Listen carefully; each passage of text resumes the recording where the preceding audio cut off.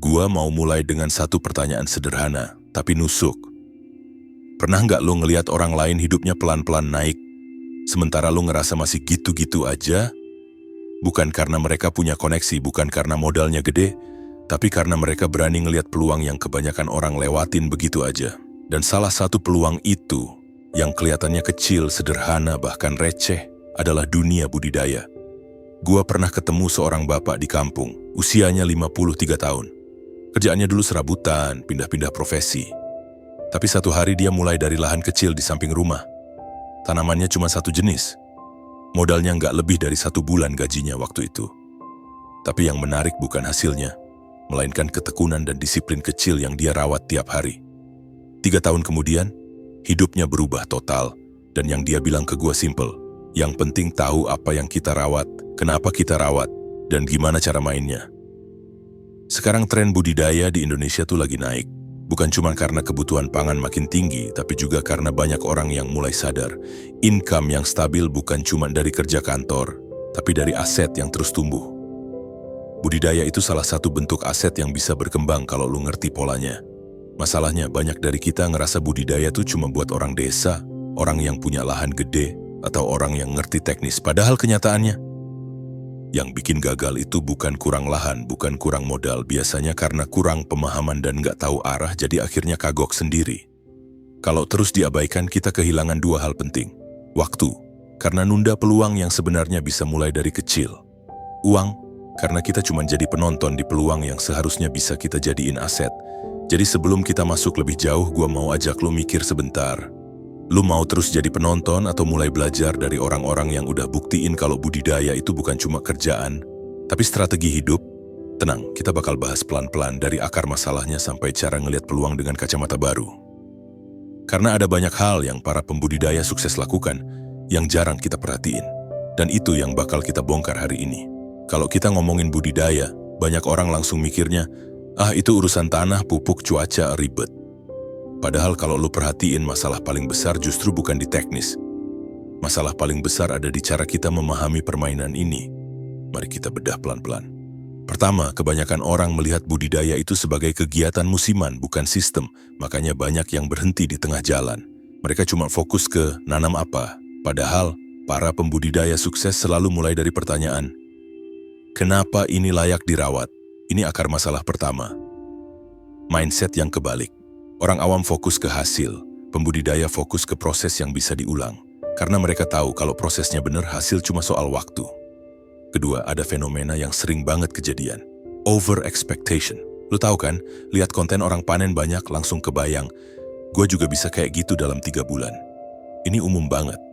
Tapi di dunia nyata, budidaya itu kayak bisnis, bukan sprint, tapi maraton. Ada fase gagal, fase ngulang, fase ngerapihin sistem.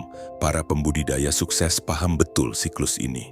Mereka nggak panik kalau lihat daun menguning atau harga turun sesaat, karena mereka baca pola jangka panjangnya. Akar masalah ketiga adalah ketergantungan pada feeling, bukan data ringan.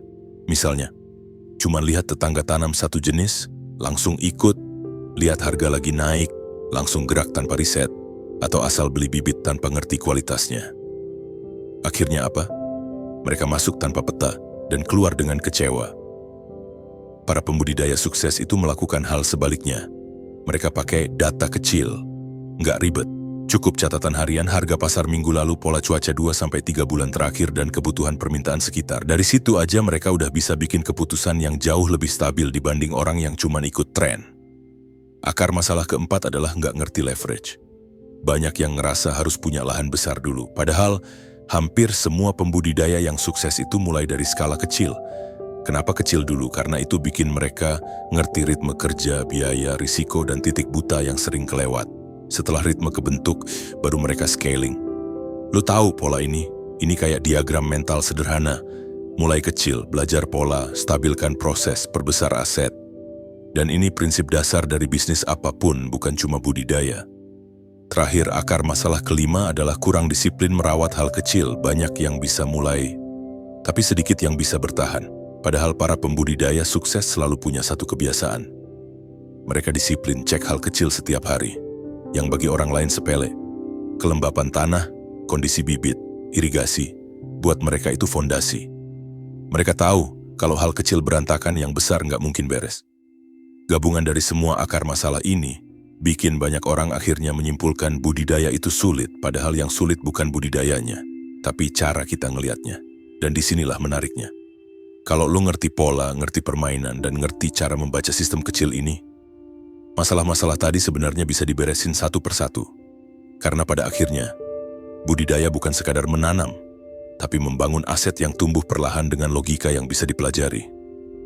Kalau lo udah siap masuk lebih dalam, sekarang kita bahas kerangka dasarnya.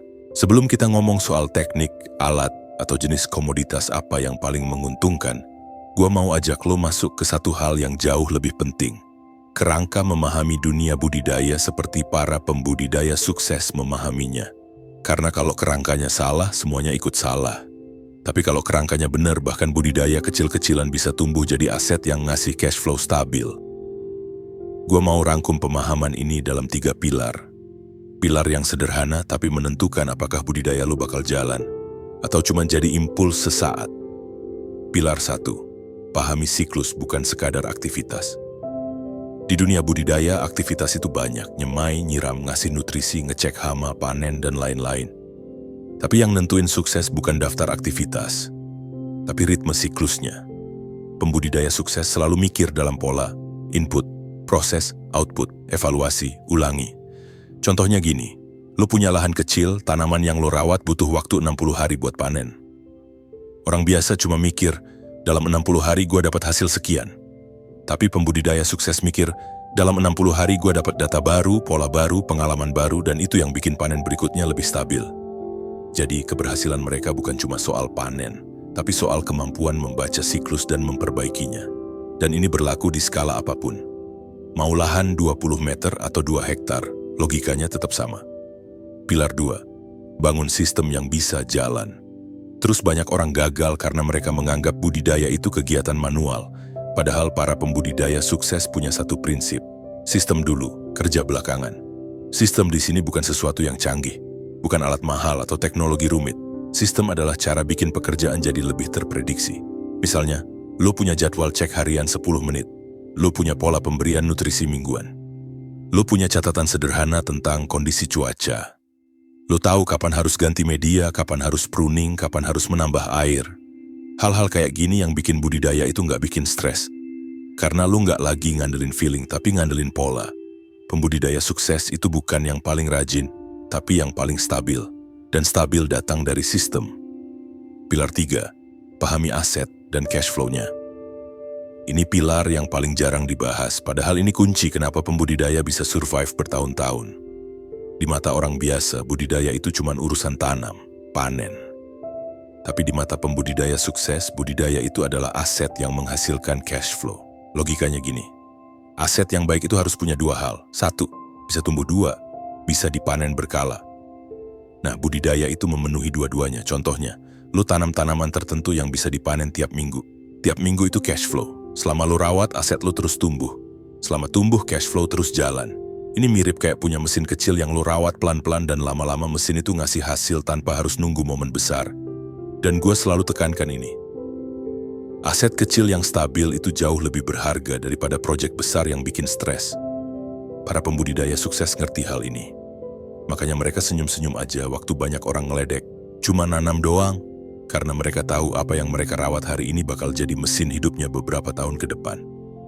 Pilar-pilar ini bikin segalanya lebih jelas. Kalau lu ngerti 3 pilar ini, siklus, sistem, dan aset, lu bakal ngelihat budidaya dengan kacamata baru. Bukan lagi sebagai kerja fisik, tapi sebagai strategi jangka panjang. Dan yang paling penting, kerangka ini bikin lu nggak gampang goyah. Lu nggak akan panik kalau ada gagal panen kecil. Lu nggak akan mandek saat harga turun. Karena lo nggak cuma ngelihat hari ini, lo ngelihat 6 bulan ke depan, lo ngelihat 1 tahun ke depan, lo ngelihat aset yang tumbuh pelan tapi pasti. Kalau kerangka dasarnya udah kebentuk, barulah kita bisa masuk ke langkah-langkah praktis yang bisa lo mulai minggu ini juga. Setelah lo paham logikanya, sekarang kita masuk ke solusi dan langkah strategisnya. Sekarang kita masuk ke bagian yang paling banyak ditanyain orang. Gua harus mulai dari mana? Dan bukan cuma mulai, tapi mulai dengan cara yang nggak bikin lo buang waktu, buang tenaga, atau buang modal. Gua rangkum langkah-langkah strategis ini dalam bentuk framework. 4 langkah yang simple, realistis, dan bisa langsung lo jalanin apapun skala budidayanya. Langkah 1, tentukan aset kecil yang mau lo rawat. Jangan langsung mikir besar. Pembudidaya sukses itu selalu mulai dari satu jenis, satu fokus, satu sistem. Cara nentuin aset kecil yang tepat: 1. Pilih komoditas yang lo ngerti sedikit aja udah cukup buat mulai. 2. Pilih yang siklusnya jelas, misalnya 30 hari, 45 hari, atau 60 hari. 3. Pilih yang permintaannya stabil, bukan musiman ekstrem. Dalam budidaya, stabil lebih besar dari viral, karena stabil itu bikin cash flow lebih terprediksi. Contoh kasus, ada seorang ibu rumah tangga yang mulai dari menanam satu jenis sayuran cepat panen, modal kecil, lahan kecil, tapi karena dia fokus ngertiin satu jenis aja, 6 bulan kemudian dia bisa konsisten supply ke 3 warung dekat rumah. Bukan karena panennya banyak, tapi karena tepat dan stabil. Langkah 2, rancang sistem mini siklus, 30 hari. Lo nggak butuh sistem complicated. Yang lo butuh cuma ritme yang konsisten. Buat satu tabel kecil aja. Hari pengecekan, kelembapan atau kondisi media, frekuensi penyiraman, pemberian nutrisi, catatan harian singkat. Ini terdengar remeh, tapi ini yang bikin pembudidaya beda dari orang biasa. Karena tanpa catatan kita cuma ngira-ngira. Tapi dengan catatan lo bisa nge-track apa yang berhasil, apa yang bikin gagal, bagian mana yang harus disederhanakan. Dan yang paling penting, sistem kecil ini bikin lo nggak overwhelm. Lo cuma perlu konsisten cek 10-15 menit sehari, tapi hasilnya bisa ngubah cara lo menjalankan budidaya selamanya. Langkah 3, optimalkan 3 titik kritis. Dalam hampir semua budidaya ada 3 titik kecil yang nentuin besar kecilnya hasil. 1. Bibit short starter yang berkualitas. Kalau awalnya bagus, setengah masalah udah selesai. 2. Media, lingkungan yang seimbang. Bukan mahal, tapi sesuai kebutuhan tanaman lo. 3. Manajemen air dan cahaya. Ini 2 hal yang paling sering disepelekan, padahal paling menentukan. Pembudidaya sukses selalu ngejaga 3 titik ini. Karena mereka tahu kalau 3 hal ini konsisten, panen hampir pasti aman. Dan ini bukan soal modal banyak, tapi soal perhatian kecil yang dilakukan terus-menerus. Langkah 4, bangun pola cash flow. Bertahap begitu sistemnya stabil, inilah tahap di mana budidaya berubah dari hobi menjadi aset. Caranya, jangan langsung gandakan skala, gandakan ritme dulu. Lihat komoditas mana yang paling minim ribet tapi stabil hasilnya. Hitung siklus panen, berapa kali dalam sebulan? Mulai batching, misalnya tanam bertahap supaya panen nggak numpuk dalam satu waktu. Ini yang bikin pembudidaya bisa punya penghasilan rutin, bukan penghasilan musiman. Karena mereka ngerti cara memecah waktu panen jadi aliran yang lebih rapi. Contoh, banyak pembudidaya yang mulai panen 1 kali sebulan. Setelah ngerti pola, mereka atur ritme jadi panen tiap 2 minggu. Beberapa bulan kemudian, mereka panen tiap minggu. Tanpa tambah lahan, tanpa tambah alat mahal, cuman tambah pola. Dan dari sinilah scaling terjadi secara natural. Kenapa framework ini penting?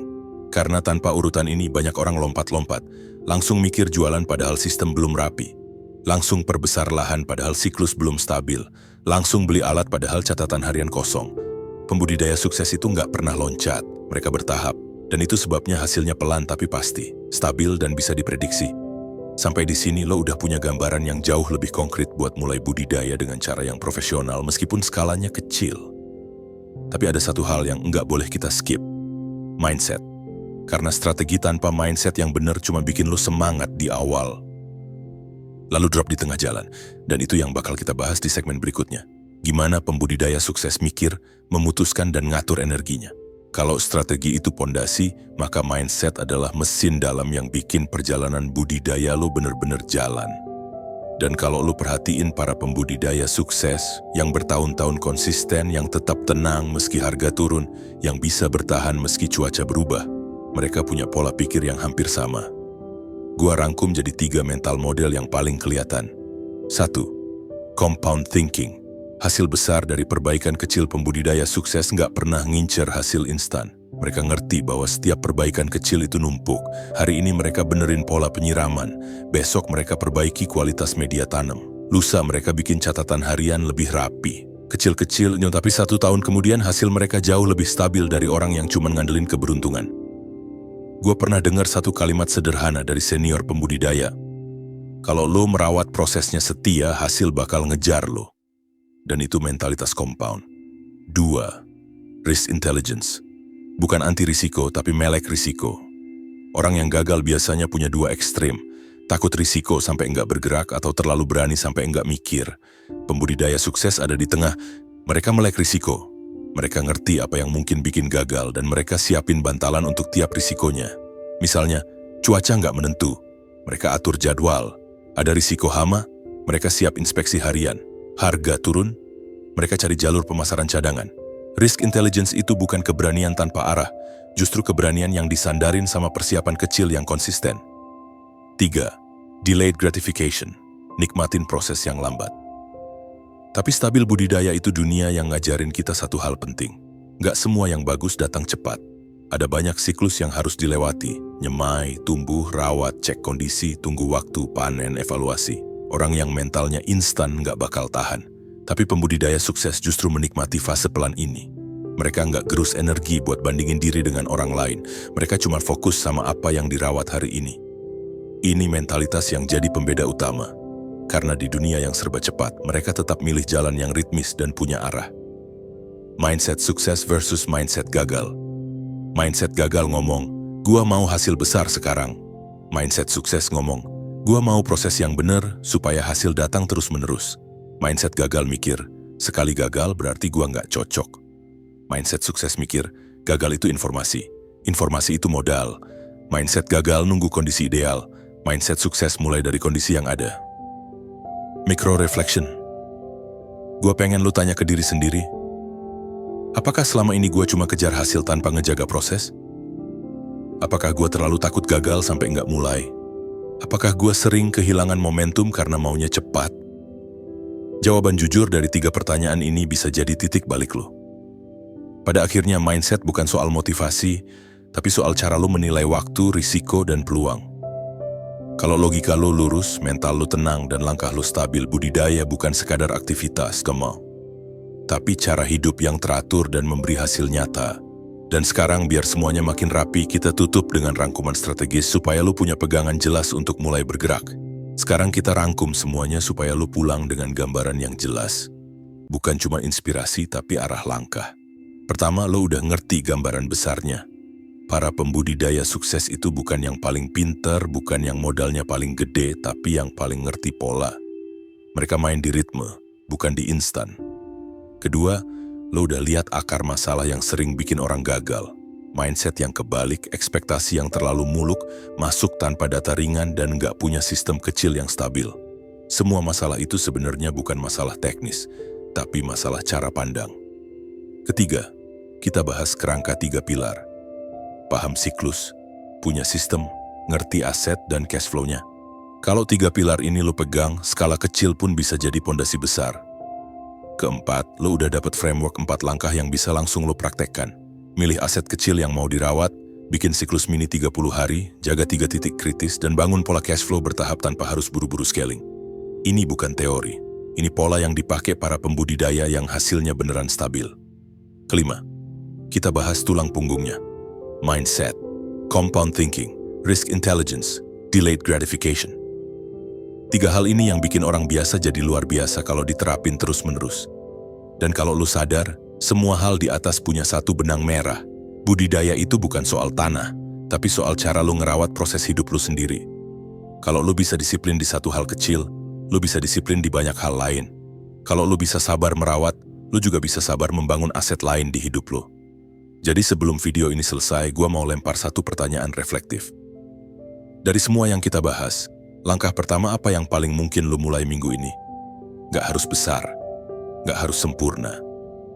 Cukup satu langkah kecil yang bisa lo ulangin. Karena pada akhirnya di dunia budidaya, sama kayak di bisnis, keuangan, bahkan hidup. Bukan siapa yang paling cepat yang menang, tapi siapa yang paling konsisten dan paling ngerti arah langkahnya. Kalau lo ngerasa video ini bantu lo dapat perspektif baru, jangan lupa tulis pendapat lo di kolom komentar. Siapa tahu insight lo bisa jadi titik terang buat orang lain juga. Sampai ketemu di video berikutnya dan semoga apapun yang lo rawat hari ini tumbuh jadi aset besar buat masa depan lo.